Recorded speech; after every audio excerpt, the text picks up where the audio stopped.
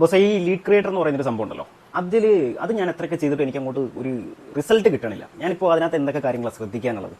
Lead creator അല്ലെങ്കിൽ lead generator, അങ്ങനെ പലതരത്തിൽ ആളുകൾ പറയാറുണ്ട്. അപ്പോൾ പ്രധാനമായിട്ട് ഇതിൽ ഫസ്റ്റ് ശ്രദ്ധിക്കേണ്ട ഒരു കാര്യം തന്നെ ഇവരെ ട്രീറ്റ് ചെയ്യുന്ന രീതികളാണ്. എങ്ങനെയാണ് ഇവരെ ട്രീറ്റ് ചെയ്യേണ്ടത്? അതായത് ഇപ്പോൾ നമ്മളിപ്പോൾ സ്വന്തമായിട്ടൊരു കമ്പനി തുടങ്ങി അല്ലെങ്കിൽ നമ്മളുടെ ഒരു ബിസിനസ് മുമ്പോട്ട് പോകുമ്പോൾ അവിടെ നമ്മൾ എന്തായാലും കുറച്ച് നമ്മുടെ ബ്രാൻഡിനെ അല്ലെങ്കിൽ നമ്മളുടെ ഇൻഡസ്ട്രി പ്രൊമോട്ട് ചെയ്യാൻ വേണ്ടിയിട്ട് ഒരു മാർക്കറ്റിംഗ് സ്റ്റാഫിനെ നമ്മൾ നിയമിച്ചിട്ടുണ്ടാവും അല്ലെ? ഈ മാർക്കറ്റിംഗ് സ്റ്റാഫിനെ നമ്മൾ എങ്ങനെ ട്രീറ്റ് ചെയ്യുന്നു അതേപോലെ തന്നെ ആയിരിക്കണം നമ്മൾ ലീഡ് ക്രിയേറ്ററിനെയും അല്ലെങ്കിൽ ലീഡ് ജനറേറ്ററിനെ നമ്മൾ എന്ത് ചെയ്യേണ്ടത്, അവരെ ട്രീറ്റ് ചെയ്യുന്നത്.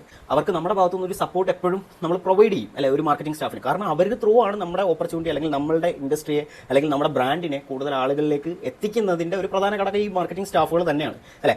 അപ്പോൾ അവരെ നല്ല രീതിയിൽ ട്രീറ്റ് ചെയ്താൽ അവർക്ക് വേണ്ട രീതിയിലുള്ള കറക്റ്റ് ആയിട്ടുള്ള സാലറി പ്രൊവൈഡ് ചെയ്യും, അവർക്ക് വേണ്ട എക്സ്ട്രാ ഇൻസെന്റീവ്സ് അവർക്ക് ആഡ് ചെയ്യും. ഇങ്ങനെയുള്ള കുറേ കാര്യങ്ങൾ നമ്മളവിടെ ചെയ്തു കൊടുക്കും അല്ലെ. അവരെ എങ്ങനെ നമ്മൾ ട്രീറ്റ് ചെയ്യുന്നു അതേപോലെ തന്നെയാണ് ഈ പറഞ്ഞ ലീഡ് ക്രിയേറ്റർ അല്ലെങ്കിൽ ലീഡ് ജനറേറ്റർ ആയിട്ടുള്ള വ്യക്തികളെയും നമ്മൾ ഹാൻഡിൽ ചെയ്യേണ്ടത്. കാരണം അവർ ത്രൂ ആണ് നമ്മൾ എന്ത് ചെയ്യേണ്ടത്. നമ്മൾ ഈ ലീഡ് ക്രിയേറ്റർ എന്നുള്ളൊരു ഓപ്ഷൻ നോക്കുമ്പോൾ ഏറ്റവും കൂടുതൽ നമ്മുടെ ഓപ്പർച്യൂണിറ്റിയെ പ്രൊമോട്ട് ചെയ്ത് തരുന്ന വ്യക്തികളാണ്. അപ്പോൾ അവരെ ആ തരത്തിൽ നമ്മൾ ട്രീറ്റ് ചെയ്താൽ മാത്രമേ അവർ വേണ്ട രീതിയിൽ വർക്ക് ചെയ്യുള്ളൂ. പലരും പറയുന്നുണ്ട് 10 പേരെ ഇറക്കി കഴിഞ്ഞാൽ ഒരാളായിരിക്കും വർക്ക് ചെയ്യുന്നത്. അപ്പോൾ നമ്മൾ അതിന് വേണ്ടിയിട്ട് ഒരു സിസ്റ്റം നമ്മൾ ക്രിയേറ്റ് ചെയ്യണം.